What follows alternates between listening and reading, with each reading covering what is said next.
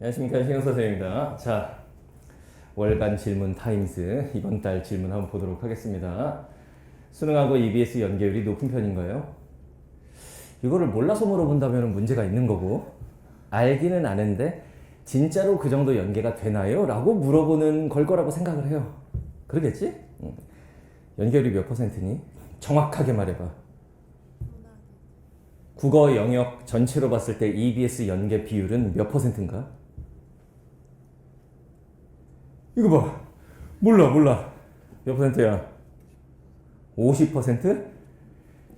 조금 넘어? 그러니까 이게 뭐냐면은 나라에서는 50% 연계를 하겠다라고 얘기를 해놨죠. 그러니까 예를 들면 수학 같은 경우에 30문제지. 50%인 15문제가 연계야. 탐구 영역 같은 경우에는 20문제지. 50%인 10문제가 연계야. 그런데 문제는 국어 영역은 문항의 개수가 홀수잖아. 45문제. 그러니까 50%로 딱 안 떨어지겠지. 그러니까 45문제 중에 23문제가 정확하게 연계예요. 그래서 항상 51.1%. 그러니까 국어 연계 같은 경우에는 50%를 살짝 넘는 거죠. 국어 같은 경우에는 51.1% 연계. 그러니까 이게 45문제 중에서 23문제를 연계한다. 매년 이렇게 고정이 돼 있는데 문제는 나라에서 발표하는 50% 연계, 이거를 우리가 이제 명목 연계율이라고 해. 명목상으로는 그렇게 연계하는데 너네가 시험장에 갔을 때 직접 피부로 느끼는 거, 그게 과연 50%가 되느냐? 그건 이제 체감 연계율이라고 하는 거지. 항상 문제가 됐던 게 국가 발표의 명목 연계율과 학생들이 피부로 느끼는 체감 연계율 사이에 괴리감이 있었던 거야. 그게 이제 한 3, 4년 전까지만 해도 그 체감 연계율과 명목 연계율의 괴리감이 너무 컸어. 애들 같은 경우에 국어는 그냥 문학만 이렇게 생각을 한 거지. 문학은 확실히 느껴져. 그러면 이 EBS 연계라는 게 직접 연계야, 간접 연계야? 둘 다야? 그러니까 국어를 제외한 모든 과목들, 특히 영어 과목 이런 게 원래 옛날에는 직접 연계여서 그냥 지문이 빵 나왔거든? 그러니까 애들이 막 읽지도 않고 1초 만에 답 쓰고 이런 경우들이 있었어. 근데 이거는 교육 과정상 이거 좀 안 맞는 거 아니냐 해가지고 간접 연계로 다 돌아섰어. 돌아섰는데 직접 연계가 부분적으로 남아있는 게 국어 영역이에요. 국어 영역은 직접과 간접의 혼합이라고 봐야 돼. 그래서 문학 영역 같은 경우에는 사실상의 직접 연계. 그렇죠? 이거 잘 봐야 돼. 자, 일단 문학 같은 경우에는 좀 세분화해서 설명을 해줄게요. 문학은 EBS 연계가 직접 플러스 간접이라고 하자. 같은 지문이라도 다른 부분을 내기도 하니까. 알겠죠? 직접 플러스 간접으로 해서 보통 문학 지문이 수능에는 7개 정도가 출제가 되는데 7개 중에서 3개 또는 4개가 연계 지문이 출제가 돼요. 근데 3개가 연계되는 경우가 더 많았어. 그러니까 7개 중에 3개니까 절반이 살짝 안 되죠. 살짝 안 되는 대신에 시 같은 경우에는 현대시 길지 않기 때문에 발췌 연계가 불가능해. 그 작품을 그냥 박아버리는 거야. 마치 내신 시험 범위를 준 것처럼. 그건 직접 연계인 거죠. 그리고 고전 시가 같은 경우는 긴 가사 작품의 경우에는 EBS 수록된 부분 좀 넣고 중략 해놓고 수록 안 된 부분 좀 넣고 이렇게 해왔는데 최근에는 EBS 수록된 부분을 중심으로 딱 박아놓는 경향이 있어요. 그것도 사실상의 직접 연계. 이제 소설 파트가 문제인데 현대소설, 고전소설 둘 중에서 하나 정도가 연계가 되는 거지. 시도 마찬가지야. 현대시가 하나만 나오지 않잖아. 2개가 나오면 하나 연계, 하나 비연계. 고전소설도 보통 2작품 정도가 나오니까 하나 연계, 하나 비연계. 근데 소설도 현대소설, 고전소설 중에 하나 연계, 하나 비연계. 보통 이렇게 내요. 뭐가 연계될 것 같아요, 우리는? 현대소설, 고전소설. 현대소설이 연계될 것 같아요? 그럼 오늘 우리 고전소설 할 건데 이거 그냥 버려. 이거 모르는 겁니다. 모르는데 그동안은 고전소설을 주로 연계해왔어. 현대소설은 비연계로 보통 출제를 하고 고전소설을 연계작품으로 출제하고. 그런데 평가원 모의고사를 보면은 평가원 모의고사에서는 현대소설을 연계, 고전소설을 비연계 이런 적들도 많아요. 그럼 공부하는 학생 입장에서 어떻게 해야 돼? 당연히 다 해야 됩니다. 알겠죠? 근데 소설 같은 경우에는 EBS 수록된 부분을 그대로 박아놓는 경우가 별로 없어요.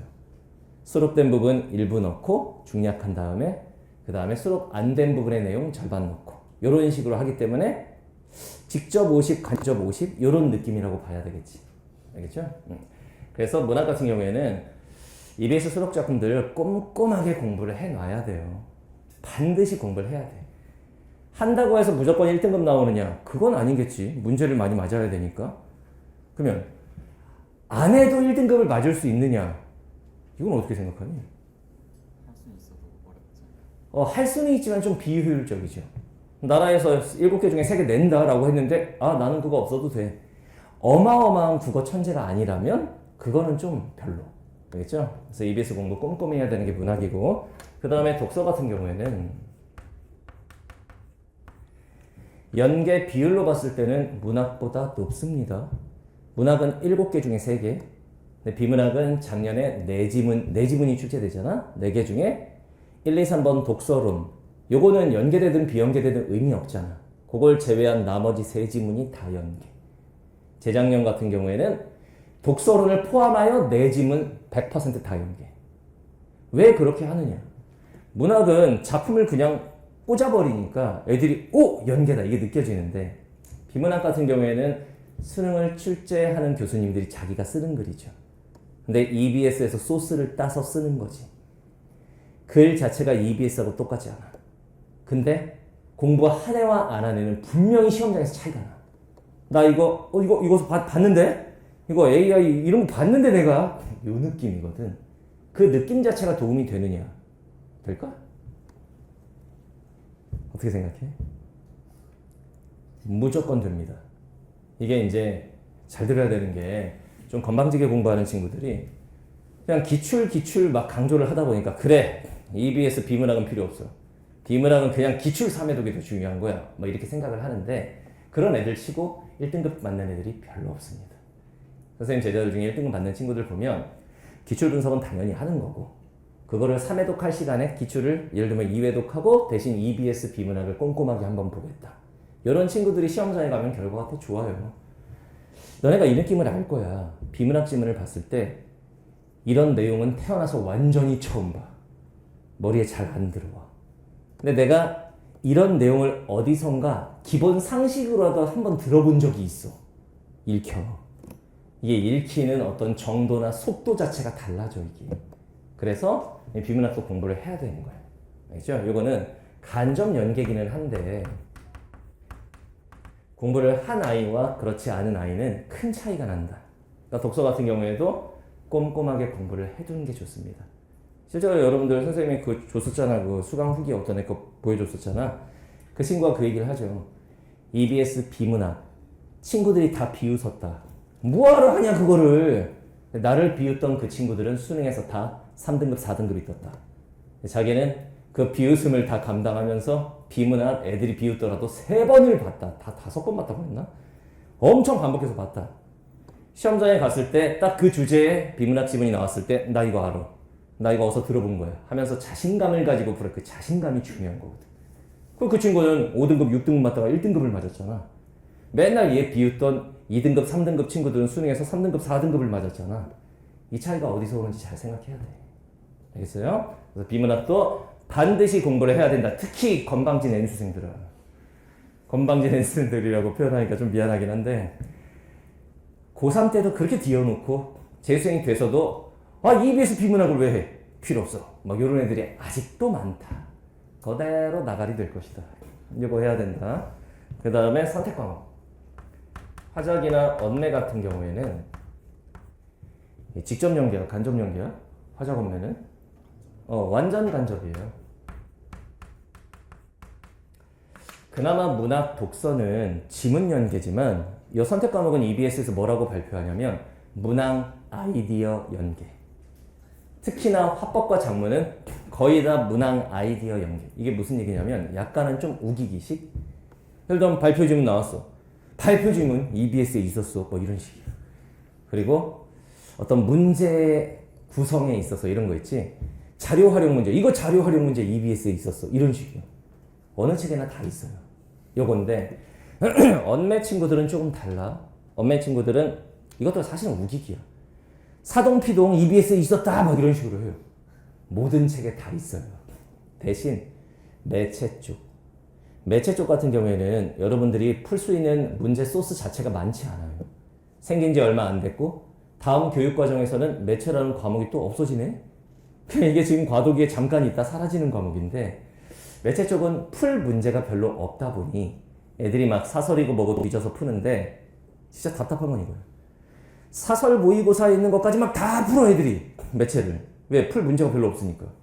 물어봐. EBS는 풀었니 매체? 안 풀었대. 이건 도라이입니다. EBS가 당연히 우선적으로 풀어야 하는 문제집이지.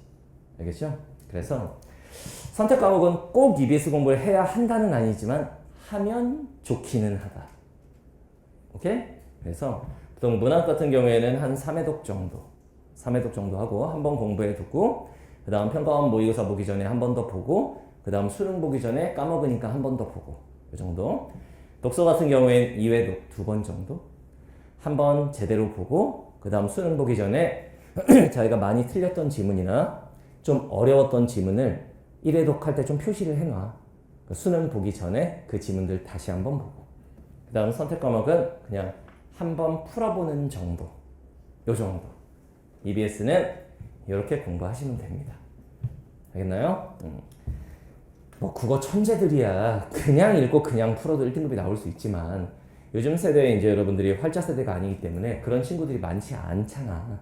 그러니까 국가 공인 시험 범위인 EBS 연계. EBS 연계 학습은 당연히 수험생이라면 누구나 해야 되는 겁니다. 선택의 문제가 아니라 필수입니다. 필수. 알겠죠? 그래서 EBS 공부 열심히 해가지고 시험장에 갔을 때 시간 단축 이런 데도 EBS가 도움이 많이 되는 거니까 아는 질문 나오면 도움 많이 받도록 하세요. 알겠죠? 자, 다음 달 질문에서 만납시다. 바이바이.